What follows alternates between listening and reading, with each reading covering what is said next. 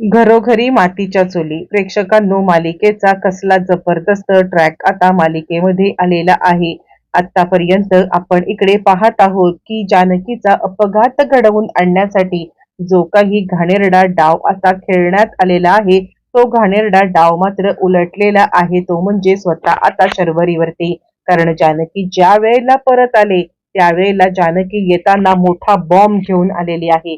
हो प्रेक्षकांनो, आणि हा बॉम्ब ज्या वेळेला मात्र आता फुटणार आणि त्याच वेळेला मात्र आता हा बॉम्ब फुटल्यावरती असा काहीतरी वेगळाच धमाका होणार आहे की त्यानंतर त्यानंतर मात्र आता या सगळ्यामध्ये अशा पद्धतीने इकडे आता म्हणजे शर्वरीची भांडी फुटणार आहेत आणि शर्वरी या सगळ्यामध्ये अशा पद्धतीने पकडली जाणार आहे की त्यानंतर तिला कुठेच तोंड दाखवायला जागा उरणार नाही. असं नक्की शर्वरीच्या आयुष्यामध्ये काय घडणार आहे, शर्वरी या सगळ्यामध्ये मात्र आता नक्की असं काय घडवून आणणार आहे, जानकीचा काय मोठा डाव आहे, सगळं सगळं सविस्तरपणे पाहू. इकडे आता शरू विचार करते, कधीची एकदा न्यूज येते की आता जानकी तिला आता कधी एकदा आपण न्यूज ऐकतोय आणि कधी एकदा जानकी वहिनी गेली असं आपल्या समोर येतंय, असं आता झालेलं आहे. आणि त्याचमुळे ती आता वाट पाहत आहे कधी एकदा जानकी गेल्याची न्यूज येते.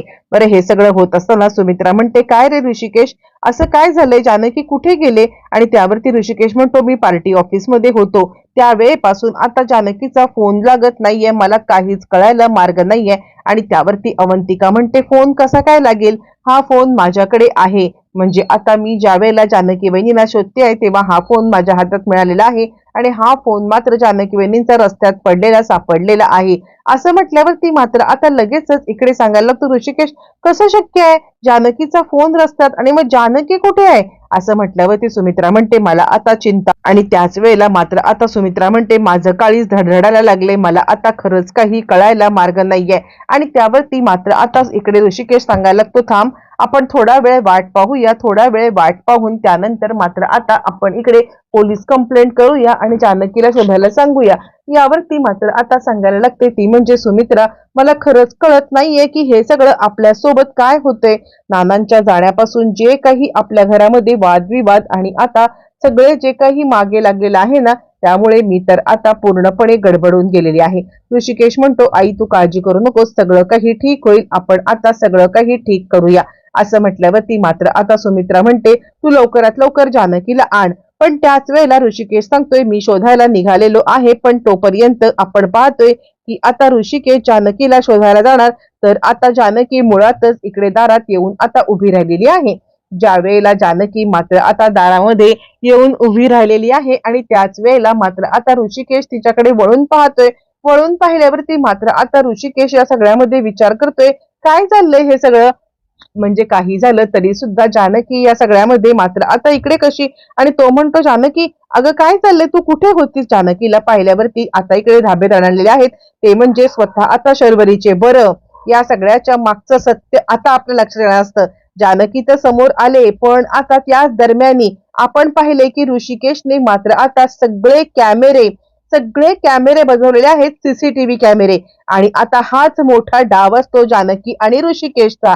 कारण आता सीसीटीव्ही कॅमेऱ्यामध्ये जे कॅप्चर होणार असतं, जे आता इकडे सगळ्यांना धक्कादायक दिसणार असतं. जानकी आल्यावरती मात्र आता शर्वरीला धक्का बसलाय, पण शर्वरीला अजूनही दुसरा महत्वाचा धक्का माहित नाहीये, जो म्हणजे आता सीसीटीव्ही फुटेज. आता मात्र इकडे शर्वरी सांगते, वहिनी वहिनी तू कशी काय? यावरती जानकी म्हणते, का मला पाहून तुम्हाला आनंद नाही का झाला? यावरती ती सांगते, अगं आनंद तर झालाय, म्हणूनच तर तुला मी विचारते, तू इथे कशी? यावरती ती म्हणते, पण तुम्ही तर मला घाबरलेल्या दिसताय, काय झालंय काय, म्हणजे मी गायब होते म्हणून तुम्ही घाबरलात का?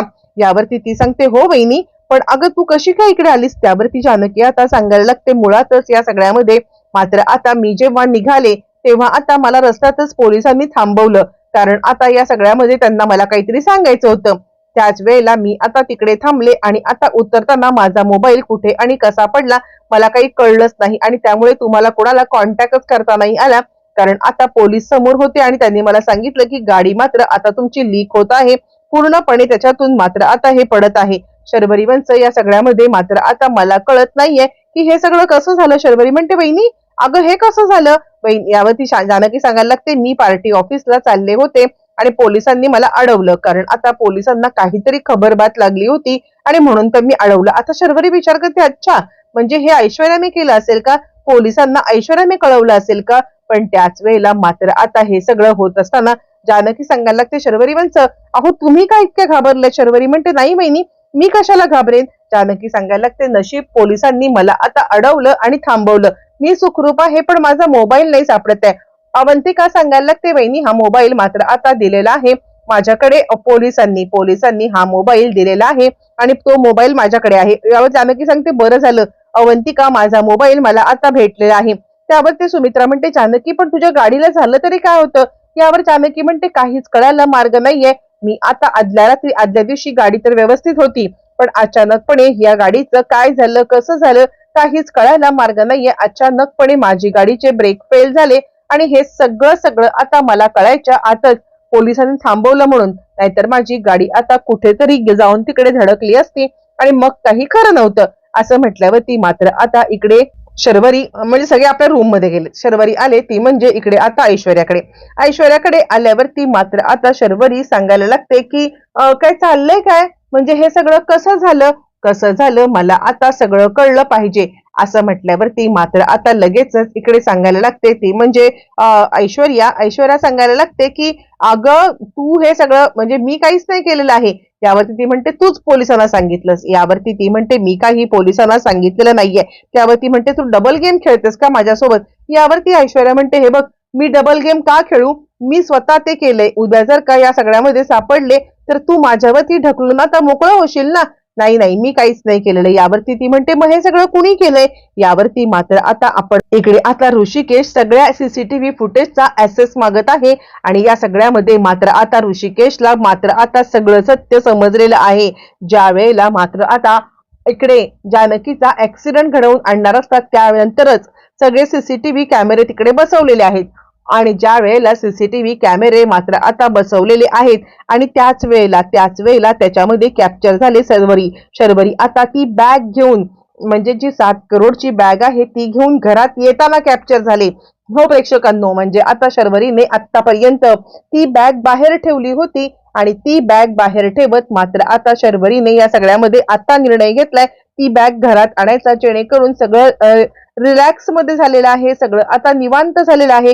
असं म्हटल्यावर ती कोणत्याही परिस्थितीमध्ये बॅग आता घेऊन आतमध्ये यायला काही हरकत नाहीये असा विचार करत ती बॅग तिने आणलेली आहे आणि या सीसीटीव्ही कॅमेऱ्यामध्ये मात्र आता ती कॅप्चर झाले, कारण कॅमेरे अगदी बाहेर पासून ते आतपर्यंत लावण्यात आलेले आहेत आणि याच कॅमेऱ्यात ती कॅप्चर झाली आणि मग सगळ्यांच्या समोर आता जानकी ते सीसीटीव्ही फुटेज आणि शर्वरीचं थोबाड फोडत आहे आणि ती आता पोलिसांना सांगते 7 कोटीची मात्र आता आमच्याकडे चोरी करणारी व्यक्ती आता दुसरी तिसरी कोणी नाहीये, ती व्यक्ती आहे म्हणजे ही शर्वरी वंश. असं म्हटल्यावर ती मात्र आता पोलीस इकडे बघतायत आणि त्यानंतर मात्र आता पोलीस इकडे सांगायला लागतायत या सीसीटीव्ही कॅमेरा नसता तर सत्य समजलं नसतं.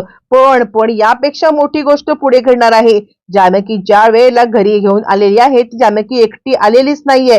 सीसीटीव्ही कॅमेऱ्यामध्ये सगळं सत्य झाल्यावरती जानकी सांगायला लागते, मला आता अजून काहीतरी सत्याचा तुमच्या समोर उलगडा करायचा आहे आणि त्याच वेळेला मात्र आता इकडे सांगायला लागतात ते म्हणजे इन्स्पेक्टर साहेब काय झालंय. आणि त्यावरती जानकी नानांना बोलवते. नाना तिकडे आलेत आणि शरूचं थोबाड फोडले. घरचा भेदी मात्र आता या घरामध्ये राहण्याचा काही अधिकार नाहीये. मी माझं मृत्यूपत्र जे काही बनवलंय ना ते फक्त आणि फक्त याच कारणासाठी बनवलं होतं, कारण मला पूर्णपणे डाऊट होता की या सगळ्यामध्ये जे काही कारस्थान मात्र आता या घरात चाललेलं आहे ते कारस्थान करणारी व्यक्ती आता तूच आहेस आणि आता तूच या सगळ्यामध्ये मात्र आता इकडे आम्हाला त्रास देण्याचं काम करते. संपलाय तुझा खेळ मात्र संपलेला आहे. असं म्हणत मात्र या सगळ्यामध्ये नानांनी शर्वरीची हक्कलपट्टी केली. इतकंच नाहीये, शर्वरीच्या विरोधात मात्र आता पुरावा सुद्धा सापडलेला आहे. शर्वरीच्या विरोधात पुरावा सापडलाय, जेणेकरून शर्वरी मात्र या सगळ्यामध्ये अडकली गेलेली आहे आणि आता नानांनी तिला थोबाडले. बरं, हे सगळं घडल्यावरती मात्र आता इकडे जानकीने सीसीटीव्ही फुटेज मधून 7 करोड रुपये आता कसे गायब झाले, पुन्हा कसे काय आले, हे सगळं आता मात्र समोर आलेलं आहे. त्यानंतर सगळे जण शर्वरीवरती चिडलेत. नाना जिवंत कसे काय हे सगळं आपल्याला पाहायला मिळणार आहे.